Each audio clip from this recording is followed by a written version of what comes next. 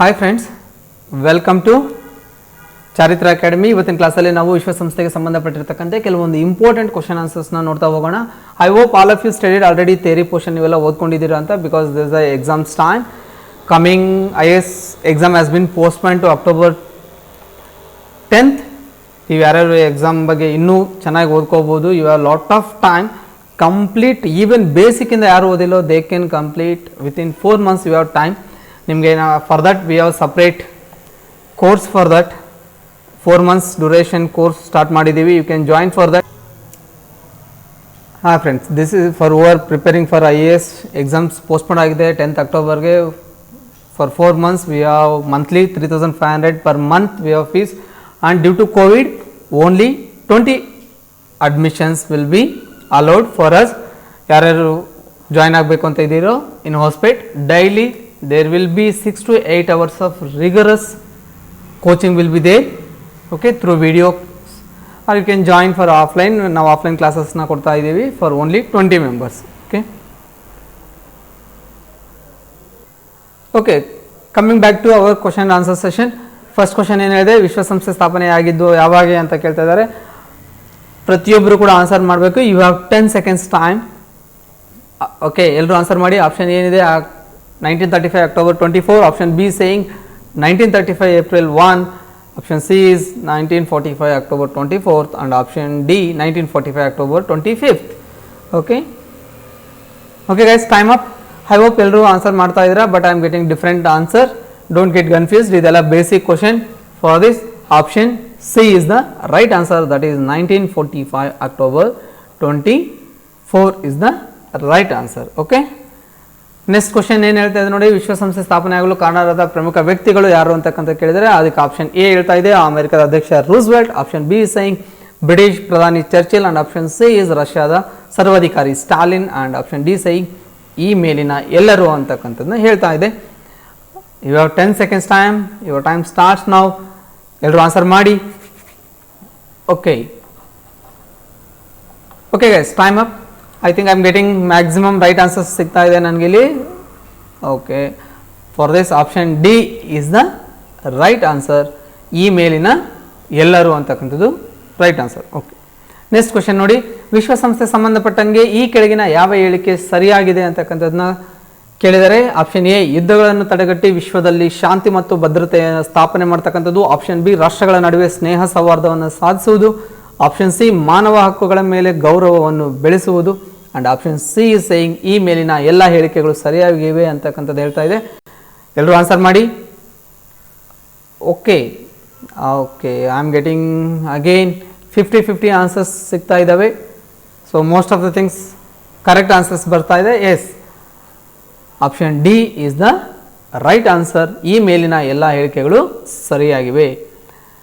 Next question, ವಿಶ್ವಸಂಸ್ಥೆಯ ಅಂಗಸಂಸ್ಥೆಗಳು ಯಾವುವು ಅಂತಕ್ಕಂಥದ್ದು ಕ್ವಶನ್ ಕೇಳಿದರೆ, ಫ್ರೆಂಡ್ಸ್ ನೀವೆಷ್ಟು ಫಾಸ್ಟಾಗಿ ಆನ್ಸರ್ ಮಾಡ್ತಿರೋ ಅಷ್ಟೇ ಅಕ್ಯುರೇಟಾಗಿ ಆನ್ಸರ್ ಮಾಡಬೇಕು. 10 seconds ಇರೋದು ನಿಮಗೆ ಆಪ್ಷನ್ಸ್ನ ನೀಟಾಗಿ ಓದ್ಕೊಳ್ಲಿಕ್ಕೆ. You should be very particular regarding options.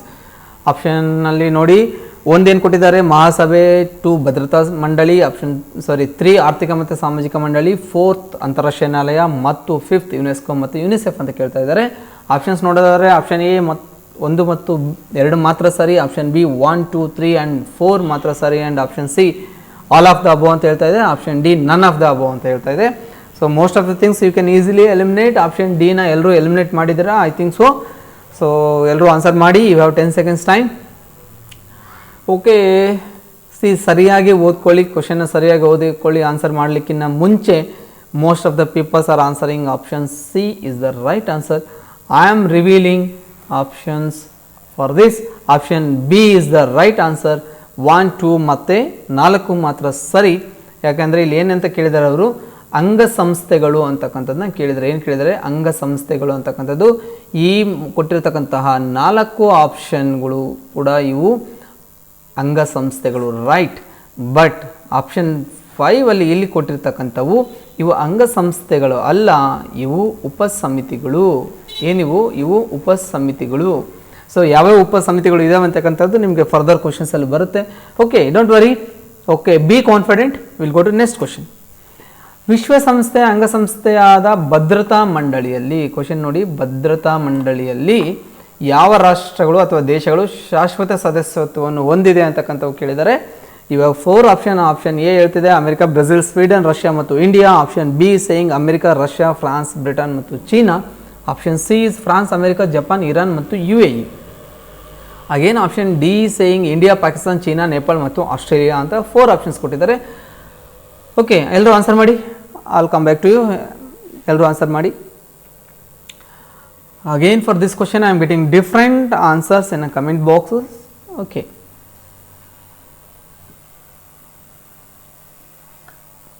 Okay, I am revealing for this option B is the right answer. America, Russia, France, Britain ಮತ್ತು ಚೀನಾ ಅಂತಕ್ಕಂಥದ್ದು right answer for this question. Friends, ನೀವು current ಅಫೇರ್ಸ್ನ ಚೆನ್ನಾಗಿ ಓದ್ತಾ ಇರಬೇಕು. Current affairs is most important for any examination. Okay, I hope all of you know this.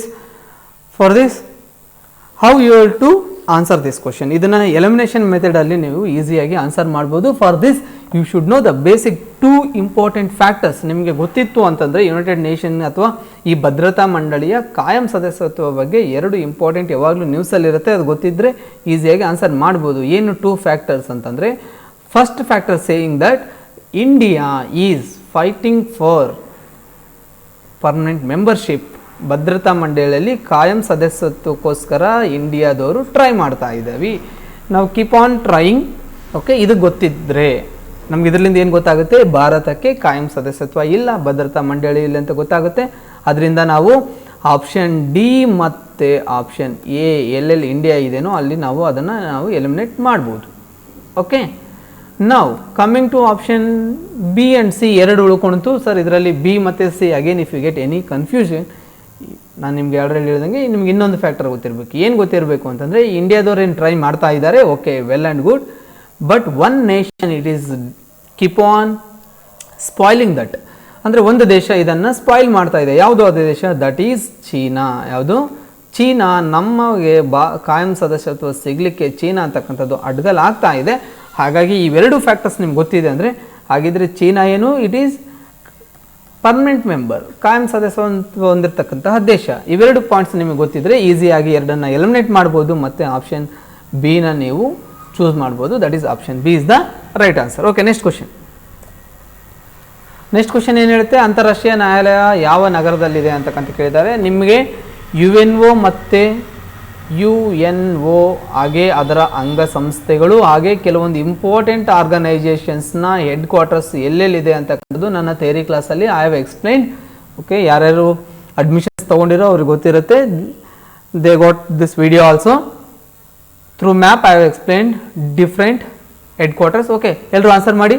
Option ಏನಿದೆ, ನೆದರ್ಲ್ಯಾಂಡ್ನ ಹೇಗ್. Option B saying New York. Option C Washington and option D saying it is London. ಎಲ್ಲರೂ answer ಮಾಡಿ for option sir question number 6. Okay, I am revealing the answer for this. Option A is the right answer. ನೆದರ್ಲ್ಯಾಂಡ್ನ ಹೇಗ್ನಲ್ಲಿ ಈ ಒಂದು ಅಂತಾರಾಷ್ಟ್ರೀಯ ನ್ಯಾಯಾಲಯದ ಪ್ರಧಾನ ಕಾರ್ಯಾಲಯ ಅಥವಾ ಹೆಡ್ ಕ್ವಾರ್ಟರ್ ಲೊಕೇಟ್ ಆಗಿದೆ. ಓಕೆ, ನೆಕ್ಸ್ಟ್ ಕ್ವಶನ್ ನೋಡಿ, ವಿಶ್ವಸಂಸ್ಥೆಯ ಶಾಶ್ವತ ಪ್ರಧಾನ ಕಾರ್ಯಾಲಯ ಎಲ್ಲಿದೆ ಅಂತಕ್ಕಂಥ ಕ್ವಶನ್ ಕೇಳಿದ್ದಾರೆ. ಓಕೆ, ಅಂದರೆ ವಿಶ್ವಸಂಸ್ಥೆ ಹೆಡ್ ಕ್ವಾರ್ಟರ್ ಎಲ್ಲಿದೆ ಅಂತೇಳಿ most of the students know the answer. Okay, comment ಬಾಕ್ಸಲ್ಲಿ ತಿಳಿಸಿ. ಆದರೂ ಕೂಡ you have 10 seconds time. Option A New York, option B Washington, option C Geneva and option 4 Beijing.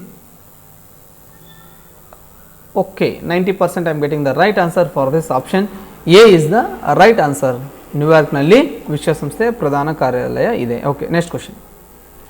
ವಿಶ್ವಸಂಸ್ಥೆಯ ಸೇವಾ ಸಂಸ್ಥೆಗಳು ಯಾವುವು? ಸೇವಾ ಸಂಸ್ಥೆಗಳು ಅಂದರೂ ಒಂದೇ, ಉಪಸಂಸ್ಥೆಗಳು ಅಂದರೂ ಕೂಡ ಒಂದೇ. ಸೇವಾ ಸಂಸ್ಥೆಗಳು ಅಂದರೂ ಒಂದೇ, ಅಗೇನ್ ಉಪಸಂಸ್ಥೆಗಳು ಅಂದರೂ ಕೂಡ ಒಂದೇ. ನಿಮಗೆ ಸಮ್ ಆಫ್ ದ ಥಿಂಗ್ಸ್ ನಾನು ಇಲ್ಲಿ ಕೊಟ್ಟಿದ್ದೀನಿ. ಓಕೆ, ಎಲ್ಲರೂ ಕರೆಕ್ಟ್ ಆನ್ಸರ್ ಮಾಡಬೇಕು. ಎಲ್ಲರೂ ಕರೆಕ್ಟ್ ಆನ್ಸರ್ ಮಾಡಿದ್ದೀರಾ. ಇದಕ್ಕೆ ಉಪಸಂಸ್ಥೆಗಳು ಯಾವುವು ಅಂತೇಳಿ ಕೆಲವೊಂದು ಉಪಸಂಸ್ಥೆಗಳನ್ನು ಇಲ್ಲಿ ಕೊಟ್ಟಿದ್ದೀನಿ. You can go through this. ವಿಡಿಯೋನ ಪಾಸ್ ಮಾಡಿ ಬೇಕಿದ್ದರಿಂದ ನೋಟ್ ಮಾಡ್ಕೊಳ್ಳಿ. I am revealing the answer for this. Option E is the right answer. ಈ ಮೇಲಿನ ಕೂಡ ಅದ್ರ ಜೊತೆಗೆ ಕೂಡ ಕೆಲವೊಂದು ಇದಾವೆ ಇಲ್ಲಿ. You can go through this. ವಿಡಿಯೋನ ಪಾಸ್ ಮಾಡಿ ನೋಟ್ ಮಾಡ್ಕೊಳ್ಳಿ. Next question, question number 9. ವಿಶ್ವಸಂಸ್ಥೆಯ ಶೈಕ್ಷಣಿಕ, ವೈಜ್ಞಾನಿಕ ಮತ್ತು ಸಾಂಸ್ಕೃತಿಕ ಸಂಘ, that is UNESCO, United Nations Education Scientific and Cultural ಆರ್ಗನೈಸೇಷನ್ನ ಕೇಂದ್ರ ಕಚೇರಿ ಎಲ್ಲಿದೆ ಅಂತಕ್ಕಂಥದ್ದು ಕೇಳಿದರೆ ಎಲ್ಲರೂ ಆನ್ಸರ್ ಮಾಡಿ fast. You have only 10 seconds time.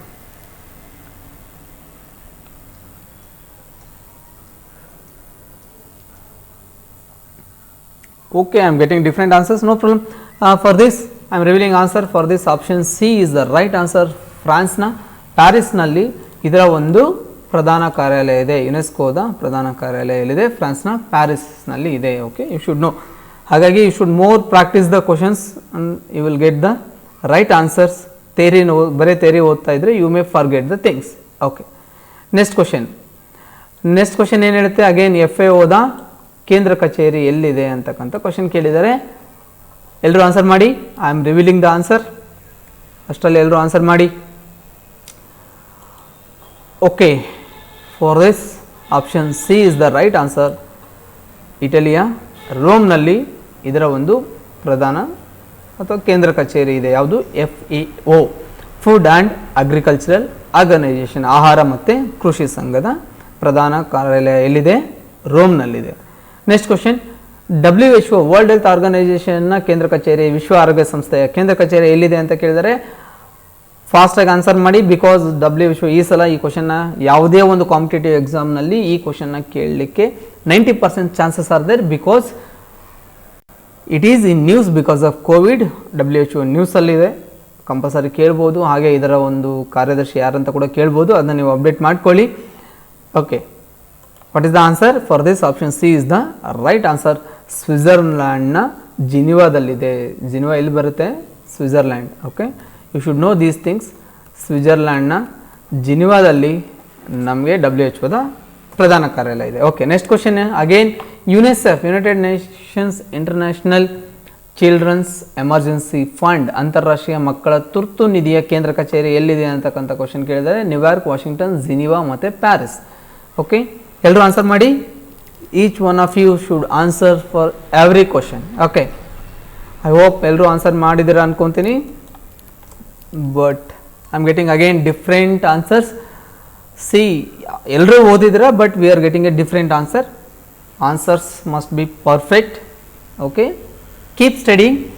Okay guys, question number 12 for this option A is the right answer, that is New York. Okay, ವಿಶ್ವಸಂಸ್ಥೆಯ ಪ್ರಧಾನ ಕಾರ್ಯಾಲಯ ಕೂಡ ಇಲ್ಲೇ ಇದೆ, ಇಲ್ಲಿ ನ್ಯೂಯಾರ್ಕ್ನಲ್ಲಿ. ಹಾಗೆ ಯುನಿಸೆಫ್ನ ಪ್ರಧಾನ ಕಚೇರಿ ಕೂಡ ಇರ್ತಕ್ಕಂಥದ್ದು ಎಲ್ಲಿ? ನ್ಯೂಯಾರ್ಕ್ನಲ್ಲಿ.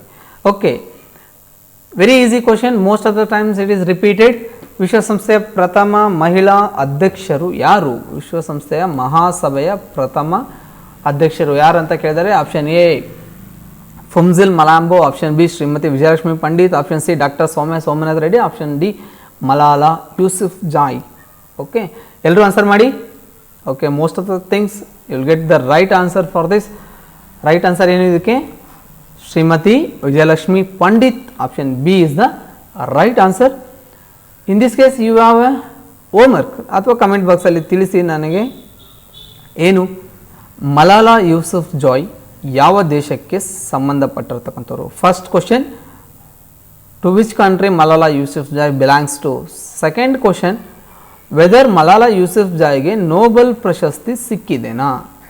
ನೋಬೆಲ್ ಪ್ರಶಸ್ತಿ ಸಿಕ್ಕಿದೆನಾ? ಇಫ್ ಇಟ್ ಈಸ್ ಎಸ್, ನಿಮ್ಮ ಆನ್ಸರ್ ಎಸ್ ಆದಾದರೆ ವೈ ಅಂತ ಟೈಪ್ ಮಾಡಿ, ಎನ್ ಆದರೆ ನೋ ಆದರೆ ಎನ್ ಅಂತ ಟೈಪ್ ಮಾಡಿ. ಇಫ್ ಎಸ್, ನೀವು ಎಸ್ ಅಂತ ಟೈಪ್ ಮಾಡಿದರೆ ಯಾವ ಪ್ರಶಸ್ತಿ ಸಿಕ್ಕಿದೆ?